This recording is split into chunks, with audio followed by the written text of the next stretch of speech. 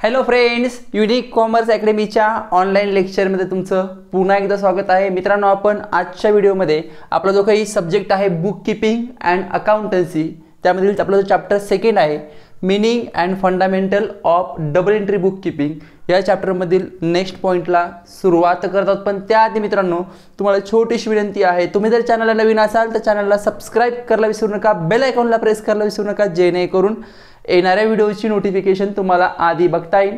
तुमची जर्नी 11वी पासून तर M.Com पर्यंत अशीच सुरू राहणार आहे. आणि मित्रांनो, आपण मागील व्हिडिओमध्ये आपला most important part classification of accounts clear केलं होतं. तो व्हिडिओ तुम्ही बघितला नसेल तर त्या व्हिडिओची लिंक तुम्हाला ह्या व्हिडिओच्या डिस्क्रिप्शन बॉक्समध्ये दिली जाणार आहे. तसेच तुम्ही ह्या व्हिडिओच्या वरती आय बटन क्लिक करून तो व्हिडिओ बघू शकतात. आणि मित्रांनो, आपण आजच्या व्हिडिओमध्ये आपले जे काही गोल्डन रूल्स आहे अकाउंटिंगचे, ते गोल्डन रूल्स आपण क्लिअर करणार आहोत. पण त्याआधी मित्रांनो, आपण मागील लेक्चरमध्ये जे क्लासिफिकेशन घेतलं ते एकदा पुन्हा आपण रिवाइज करूयात आणि मग आपल्या नेक्स्ट पॉईंटला गोल्डन रूलला सुरुवात करूयात. तर मित्रांनो, तुम्हाला तर माहिती आहे, आपण क्लासिफिकेशनमध्ये पहिले पर्सनल अकाउंट आपण घेतलं होतं. क्लासिफिकेशनमध्ये आपलं पर्सनल अकाउंट होतं. पर्सनलमध्ये त्यात पहिलं होतं natural personal account. Second number जे होतं ते होतं आर्टिफिशियल पर्सनल अकाउंट. आणि थर्ड नंबर जे होतं ते होतं रिप्रेझेंटेटिव्ह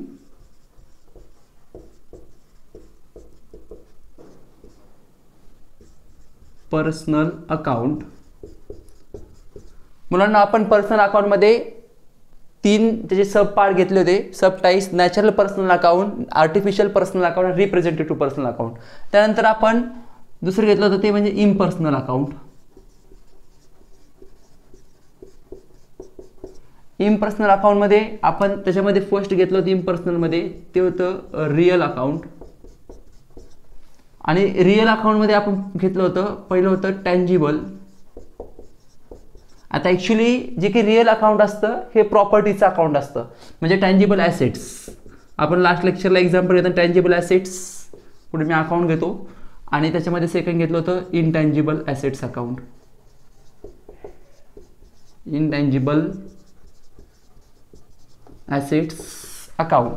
आणि त्यानंतर इम्पर्सनलमध्ये आपण जे सेकंड नंबरचं घेतलं होतं ते होतं नॉमिनल अकाउंट.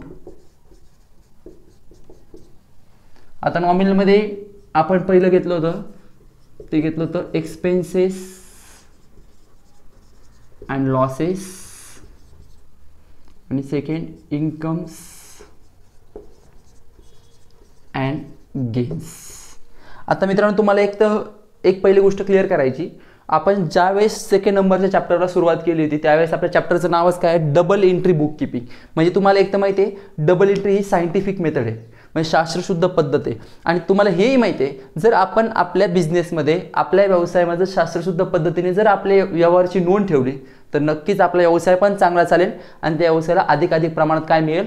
नफा मिळेल. आणि आपलं जे काही स्वप्न आहे नफा मिळवण्याचं, आपली फर्म मोठं करण्याचं, ते पूर्ण होईल. कधी पूर्ण होईल?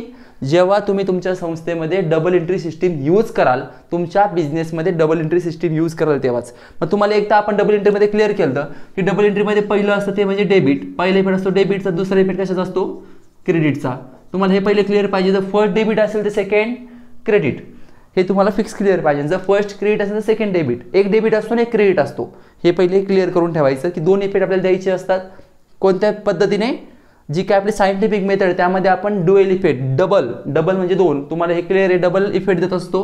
आणि पहिला डेबिट असेल तर दुसरा क्रेडिट असतो. जर समजा एकदा मला हा पेन परचेस करायचा आहे, मला पेन खरेदी करायचा आहे, जर हा पेन मी खरेदी केला तर मला कोणीतरी हा पेन विकलेला आहे, मला कोणीतरी हा पेन सेल केलेला आहे, त्याची विक्री केलेली आहे. म्हणजे एकीकडे खरेदीचा व्यवहार व्हायला पाहिजे आणि दुसरीकडे विक्रीचा व्यवहार व्हायला पाहिजे. म्हणजे माझ्या पुस्तकामध्ये मी कशाची नोंद करेल? खरेदी केल्याची नोंद करेल. आणि त्या बिझनेसमन त्याच्या पुस्तकामध्ये त्यांनी ज्या दुकानदाराकडे मी पेन घेतला तो दुकानदार विक्रीची नोंद करेल. हे बेस तुम्ही क्लिअर करून ठेवायचं, प्रॅक्टिकली विचार करायचा. आता थोडंसं आपण जे लास्ट लेक्चरला पर्सनल रिअल नॉमिनल क्लासिफिकेशन जे आपण घेतलं होतं ते एकदा परत रिवाइज करूया, कारण की तुम्हाला हे खूप महत्त्वाचं आहे. याच्यावर तुमचा पुढचा सर्व बेस आहे. जोपर्यंत तुम्हाला पर्सनल रिअल नॉमिनल क्लिअर होत नाही तोपर्यंत तुम्हाला अकाउंट क्लिअर होणार नाही.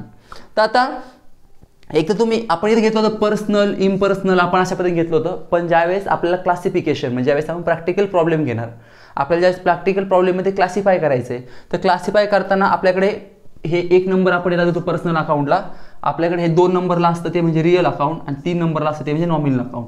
म्हणजे अशा पद्धतीने आपल्याला क्लासिफिकेशन करायचं असतं. क्लासिफिकेशन करताना आपले पर्सनल, रिअल, नॉमिनल अशा पद्धतीने अकाउंट असतात. इथे तुम्हाला ते इम्पर्सनलमध्ये हे 2 दिले की जे पर्सनल नाही ते इम्पर्सनल आहे, म्हणजे रिअल आणि नॉमिनल इम्पर्सनल आहे म्हणून ते सांगितलं त्यांनी. पण आपल्याला ज्यावेळेस प्रॅक्टिकल प्रॉब्लेम येतील तर प्रॅक्टिकल प्रॉब्लेममध्ये आपल्याला अकाउंट कसे असतील, classify into personal, real, nominal account. आता आपण पुन्हा एकदा डिस्कस करूया. आता नॅचरल पर्सनमध्ये तुम्हाला माहिती आहे की असे व्यक्ती, ह्युमन बिईंग, आपण लास्ट लेक्चरला पण डिस्कशन त्याच्यावर केलं, ह्युमन बिईंग की ज्या व्यक्तींची निर्मिती नैसर्गिक आहे, जे नैसर्गिक व्यक्ती आहे, ह्युमन बिईंग, जसं आपण असेल. जसं आपण एक्झाम्पल घेताना लास्ट लेक्चरला आपण एक्झाम्पल घेतलं होतं महेश अकाउंट, मनीषा अकाउंट, तसं हवं तर मी इथे एक्झाम्पल लिहितो की जेणेकरून तुम्हाला क्लिअर होईल. त्याच्यामध्ये आपण एक्झाम्पल घेताना काय घेतलं होतं, महेश अकाउंट, आणि दुसरं घेतलं होतं मनीषा अकाउंट. त्याच्यानंतर आर्टिफिशियल पर्सनल अकाउंट. आता आर्टिफिशियल पर्सनल अकाउंट काय मित्रांनो, ती एक प्रकारची व्यक्ती आहे, पण ती व्यक्ती कशी, नैसर्गिक नाही, तिची निर्मिती कायद्याने झालेली, म्हणजे क्रिएटेड बाय लॉ. जी व्यक्तीची निर्मिती लॉद्वारे, कायद्याद्वारे झालेली आहे, कायद्याद्वारे स्थापित झालेल्या व्यक्तीला आपण काय म्हणतो, आर्टिफिशियल पर्सनल अकाउंट. त्याच्यामध्ये आपण घेतलं होतं एक्झाम्पल घेतलं होतं आपण बँक ऑफ इंडिया. समजा बँक असेल, एखादी पतसंस्था असेल, एखादं डिपार्टमेंट असेल, एखादी कंपनी असेल, हे सर्व कशामध्ये येतात, आर्टिफिशियल पर्सनल अकाउंट. जे नैसर्गिक नाही ते आर्टिफिशियल, हे डोक्यात फिट करून ठेवायचं. त्यानंतर रिप्रेझेंटेटिव्ह. आता रिप्रेझेंटेटिव्हमध्ये तुम्हाला सांगितलं होतं, रिप्रेझेंटेटिव्हमध्ये काय येतं, आउटस्टँडिंग. रिप्रेझेंटेटिव्हमध्ये तुम्हाला माहिती आहे आउटस्टँडिंग एक्सपेन्सेस, त्याच्यानंतर आउटस्टँडिंग इन्कम, आणि प्रीपेड एक्सपेन्सेस आणि प्री रिसिव्ड इन्कम.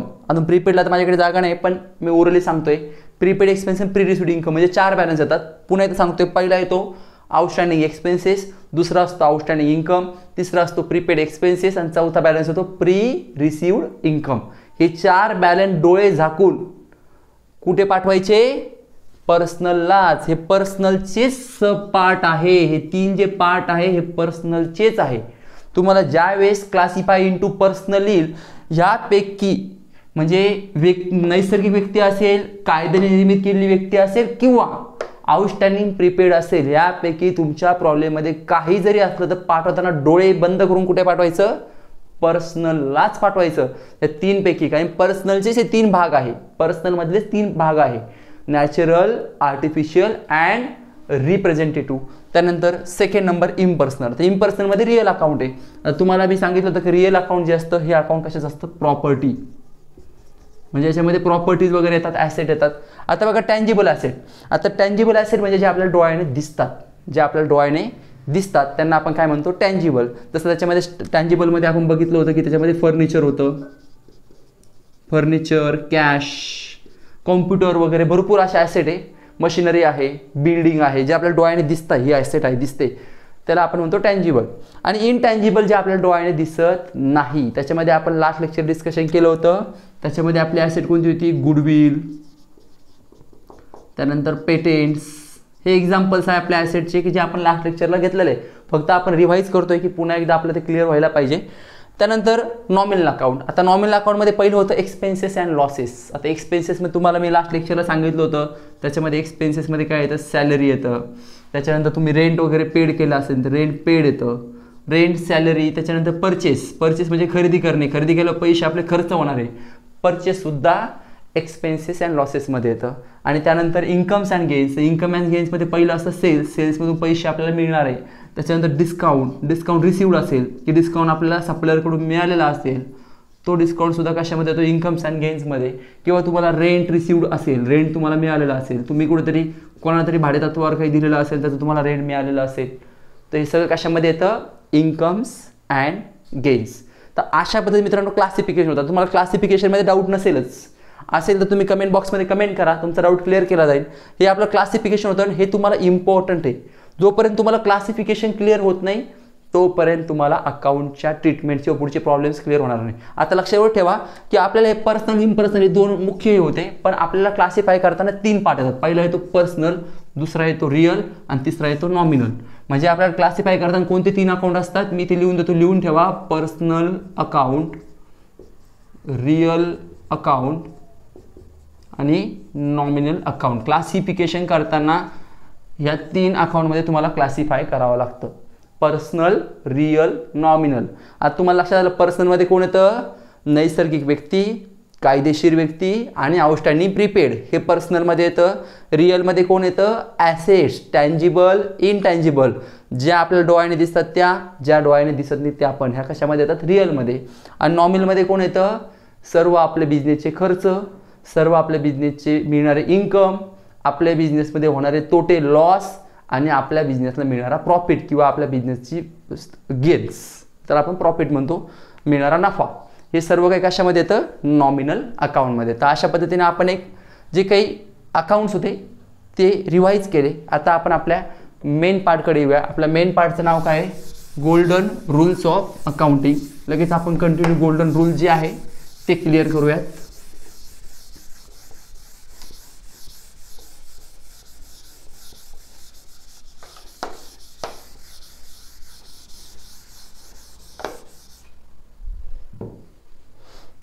तुमच्या नोटबुकमध्ये पण लिहून घ्या शॉर्टली. गोल्डन त्याला म्हणतात बेसिक.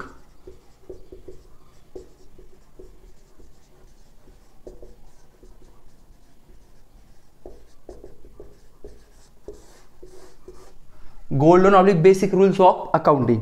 हे रूल्स गोल्डन नावच बघा, तुमच्या नावामध्ये तुम्हाला सांगितलं गोल्डन म्हणजे गोल्ड.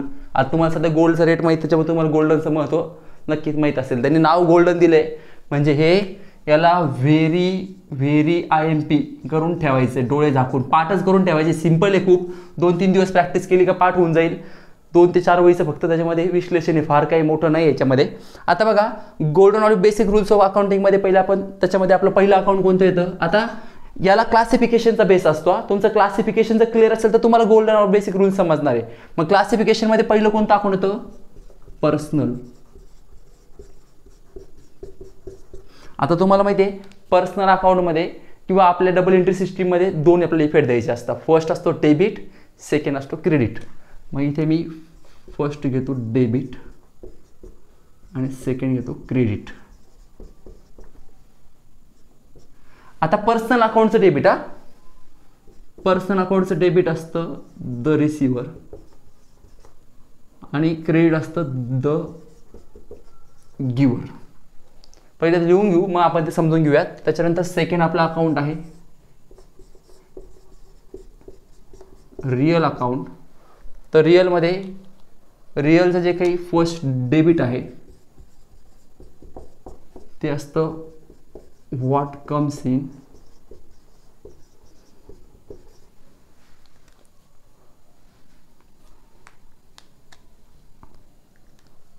आणि त्याचं जे क्रेडिट आहे रिअल अकाउंटचं क्रेडिट. तुम्हाला थोडं कन्फ्युजन होईल, एकदा लिहून घ्या, मी सर्व काही समजून सांगून तुमचा डाऊट क्लिअर करेल. What goes out. आणि त्याच्यानंतर आपलं थर्ड नंबरचा अकाउंट कोणता आहे?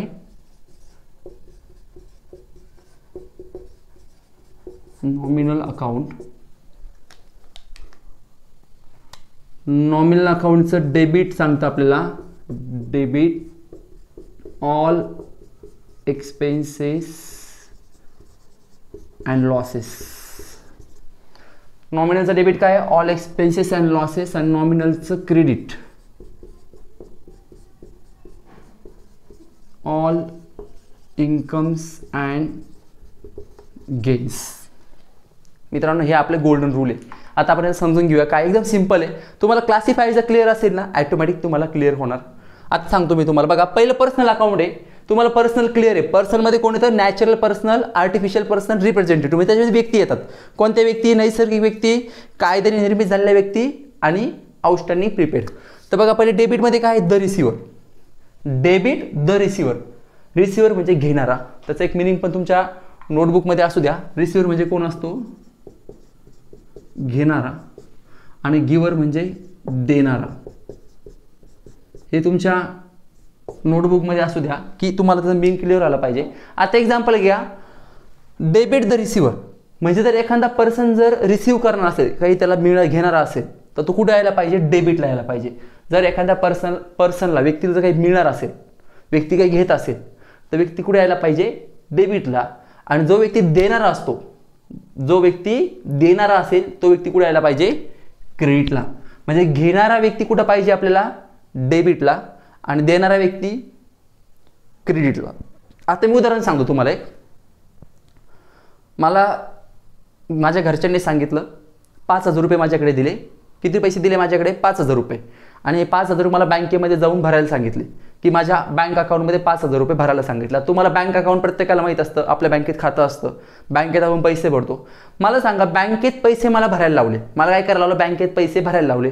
मग आता मला सांगा, मी पैसे बँकेत घेऊन गेलो, बँक काय करेल, मी जे बँकेला म्हणून माझे पैसे भरा, बँकेला मी स्लिप लिहून देईन, बँक ते पैसे घेईल. बँक कोण झाली, तर घेणारी झाली. का देणारी झाली, बँक घेणार ना. जर मी बँकेकडे पैसे घेऊन गेलो तर बँक ते पैसे घेणार, माझ्या अकाउंटमध्ये टाकणार. मग तिथं बँक कोण झालेली मुलांनो, देणारी का घेणारी, बँक ही घेणारी. म्हणजे मग बँक काय आहे, रिसिव्हर आहे. म्हणजे बँक कुठे यायला पाहिजे, डेबिटला यायला पाहिजे. कुठे यायला पाहिजे, बँक डेबिटला. आणि समजा मला माझ्या घरच्याने सांगितलं की जा आपल्या बँकेमध्ये जा आणि 5,000 रुपये काढून आण, मला 5,000 रुपयाची गरज आहे, असं घरच्यांनी सांगितलं. जा स्लिप भर आणि 5,000 रुपये खात्यामधून काढून आण.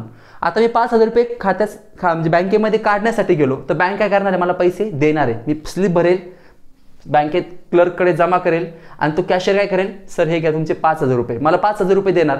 मला 5,000 देते, बँक कोण झाली, तर देणारी झाली ना. आता बँक देते ना मला.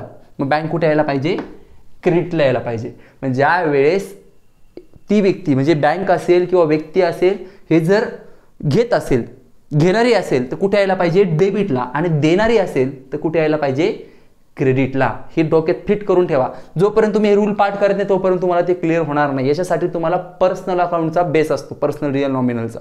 जोपर्यंत तुम्हाला क्लासिफिकेशन क्लिअर होत नाही तोपर्यंत तुम्ही गोल्डन रूल्सपर्यंत पोहोचणार नाही. मग आता पर्सनल तुम्हाला क्लिअर झालं. पर्सनलमध्ये डेबिटला कोण येतं, घेणारा, आणि क्रेडिटला कोण येतं, देणारा. कोण येतं क्रेडिटला, देणारा. त्याच्यानंतर रिअल अकाउंट. आता रिअल अकाउंट तुम्हाला माहिती आहे, हे अकाउंट प्रॉपर्टीचं अकाउंट असतं. म्हणजे याच्यामध्ये काय असतं, रिअल अकाउंटमध्ये ॲसेट्स असतात मॅक्झिमम. तर आता बघा त्याच्यामध्ये रिअलचं डेबिट काय, what comes in, what comes in. आता आपण उदाहरण घेऊ, कॅश, पैसे, कॅश. आता बस बघा, तुम्ही बँकेत पैसे भरले, तुम्ही बँकेत पैसे भरायला गेलात, तुम्हाला घरून सांगितलं की जा हे पैसे घे आणि बँकेत भरून टाक. तुम्ही पैसे भरायला गेला, तुमच्याकडून पैसे आले का गेले मित्रांनो, घरातून पैसे तर गेले ना तुमच्याकडून. तुम्ही पैसे बँकेत भरायला गेला म्हणजे तुमच्याकडून पैसे काय झाले, गेले. मग पैसे गेले, आता तिथे काय सांगितलं, what comes in. Comes in म्हणजे येणे, कम्स इन मीन्स काय, येणे, आणि गोज आउट मीन्स जाणे. मग आता मला सांगा, तुम्ही पैसे बँकेत भरायला घेऊन गेला, तुमच्याकडून पैसे गेले. मग पैसे गेले म्हणल्यावर, गेले पैसे म्हणजे जाणे, पैसे गेले म्हणलं कुठे यायला पाहिजे, कॅश क्रेडिटला यायला पाहिजे. तुम्हाला माहिती आहे कॅश ॲसेट आहे, कॅश आपली ॲसेट आहे का नाही, ॲसेट आहे. मग जर तुमच्याकडून पैसे गेले तर कुठे यायला पाहिजे, क्रेडिटला. किंवा उदाहरण घ्या, मला आता हे लेक्चर घ्यायचं यूट्यूबचं, माझा पेन संपला, मला पेन घ्यायला जायचं आहे. मी गेलो दुकानामध्ये, तिथे म्हणलं एक मार्कर पेन द्या, ते म्हणले द्या 30 रुपये द्या. मी त्यांना 30 रुपये दिले, हे घ्या 30 रुपये. पैसे गेले का आले माझ्याकडून, गेले. मग पैसे गेले म्हटलं कुठे यायला पाहिजे, क्रेडिटला.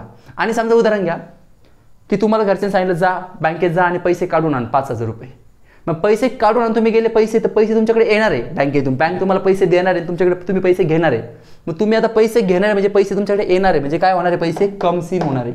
मग अशा वेळी कॅश कुठे पाहिजे, कॅश डेबिटला पाहिजे. ज्यावेळेस आपल्याकडे कॅश येते, मग आपण समजा वस्तूची विक्री केली, समजा माझं दुकान आहे, माझं दुकान आहे, मी वस्तू विकली, तर मला समोरचा कस्टमर ग्राहक काय देणार आहे, पैसे देणार आहे. म्हणजे माझे पैसे कुठे असेल, माझ्या अकाउंटमध्ये पैसे कुठे येणार, डेबिटला. आणि ग्राहकाच्या अकाउंटमध्ये ग्राहक पैसे कुठे जाणार, क्रेडिटला. म्हणजे तुम्हाला सांगितलं एक जर डेबिट असेल तर दुसरं क्रेडिट. मित्रांनो खूप सिंपल आहे, तुमचं थोडं कन्फ्युजन होईल पण एकदम सिंपल आहे. तुम्ही थोडंसं लॉजिक लावा, तुमच्या पद्धतीने तुम्ही समजून घ्या. खूप सिंपल म्हणजे सिंपल आहे. आपण अजून सिंपल लँग्वेजमध्ये घेतो की तुम्हाला समजण्यासाठी.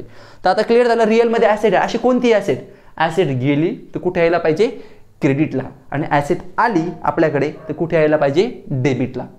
अशा वेळी डेबिटला घ्यायची, आणि गेल्यावर चालली आपल्याला ॲसेट निघून गेली तर कुठे यायला पाहिजे, क्रेडिटला. त्याच्यानंतर नॉमिनल अकाउंट, 3 नंबरचं काय आहे, नॉमिनल. आता नॉमिनलमध्ये बघा, नॉमिनलचं डेबिट काय सांगते, debit all expenses and losses. आता तुमचा बिझनेस आहे, मी तुम्हाला सांगितलं आपल्या बिझनेसमध्ये आपले कर्मचारी म्हणजे आपल्याकडे कामगार वर्ग आहे, त्यांचे पगार करावे लागणार. मग पगार मला सांगा तुमचा काय इन्कम आहे की एक्सपेंडिचर? खर्च आहे ना तुमचा. सॅलरी म्हणजे एक्सपेंडिचर. मग सॅलरी तुम्ही कामगारांना दिली म्हणजे खर्च झाला. म्हणजे कुठे यायला पाहिजे? All expenses and losses. Expenses आहे, सॅलरी काय आपला एक्सपेन्सेस. मग सॅलरी कुठे यायला पाहिजे? डेबिटला यायला पाहिजे. कुठे यायला पाहिजे सॅलरी मित्रांनो? डेबिटला यायला पाहिजे. किंवा बघा तुम्ही वस्तू खरेदी केल्या, परचेस केल्या. आपण खरेदी करणे म्हणजे काय? परचेस. मग मला सांगा तुम्ही वस्तू खरेदी केल्या, परचेस केल्या म्हणजे तुमचा परचेस काय आहे? एक्सपेंडिचर आहे की नाही? खर्च आहे ना तुमचा परचेस. तुम्ही वस्तू खरेदी करायला गेला, तुमचा खर्च झाला ना. पैसे गेले म्हणजे खर्च झाला. खर्च कधी समजायचा? पैसे गेले म्हणजे खर्च. पैसे गेले म्हणजे काय झाला? आपला खर्च झाला. मग मला सांगा तुमचा खर्च झाला म्हणल्यावर तुम्ही कुठे गेला पाहिजे? Purchase, debit. आता तुम्ही म्हणाल सर पैसे गेले म्हणजे प्रत्येक वेळेस खर्च का? नाही, काही ठिकाणी आपण इन्व्हेस्टमेंट पण करतो त्यावेळेस त्याला खर्च नाही धरता येत. खर्च फक्त काय? तुम्ही सॅलरी पेड केली, तुम्ही रेंट पेड केलं, तुम्ही परचेस केला गुड्स किंवा काही ट्रान्सपोर्टेशन चार्जेस दिलं, अशा टाईपचे. पुढं तुम्हाला ते समजेल. त्याच्यामुळं डेबिटला येणार. आणि मला सांगा तुम्ही वस्तू विकल्या म्हणजे तुम्ही काय केलं? सेल्स केला. मग तुम्ही मला सांगा सेल्स केल्यावर सेल्सला आपण काय म्हणतो? पैसे आपल्याला आले, आपला काय येतो? सेल्स आपला इन्कम आहे. सेल्स आपला काय? पैसे आपल्याला येणार आहे ना. जर एक्सपेन्सेस म्हणजे काय? पैसे जाणार आहे म्हणजे पैसे खर्च होणार आहे आपले. आणि आपण सेल केल्यावर आपला काय होणार आहे? इन्कम, नफा मिळणार आहे आपल्याला. म्हणून जर सेल्स असेल तर कुठे घ्यायला पाहिजे? क्रेडिटला. जर इन्कम्स असेल तर क्रेडिट साईडला आणि एक्सपेंडिचर असेल डेबिट साईडला. आता एक्सपेंडिचर कोणते कोणते असतात, इन्कम कोणते कोणते असतात ते तुम्हाला अजून माहीत नाही. आता आपण पुढे प्रॅक्टिकल प्रॉब्लेम घेणार आहे तेव्हा तुम्हाला सर्व एक्सपेंडिचर इन्कम सगळंच तुम्हाला क्लिअर होऊन जाईल. एकदम क्लिअर होणार तुम्हाला, त्याच्यामध्ये काही शंका नाही. तर अशा पद्धतीने मित्रांनो पर्सनल, रिअल, नॉमिनलचे जे काही गोल्डन रूल्स होते, ज्याला आपण बेसिक आणि गोल्डन दोन्ही वर्ड्स यूज केले. आता गोल्डन वर्ड यूज केल्यामुळे तुम्ही त्याचं महत्त्व समजून घ्या किती मोठं असेल. तर अशा पद्धतीने आपण समजून घेतलं. व्हेरी IMP पण तुम्ही केलं आहे मित्रांनो. व्हिडिओ आवडला चॅनल लाईक, शेअर आणि सबस्क्राईब करायला विसरू नका. आणि व्हिडिओमध्ये काही शंका असेल किंवा काही तुम्हाला समजलं नसेल तर कमेंट बॉक्समध्ये कमेंट करायला विसरू नका. तुमच्या शंकेचं 100 नाही 101% निरसन केलं जाईल. धन्यवाद.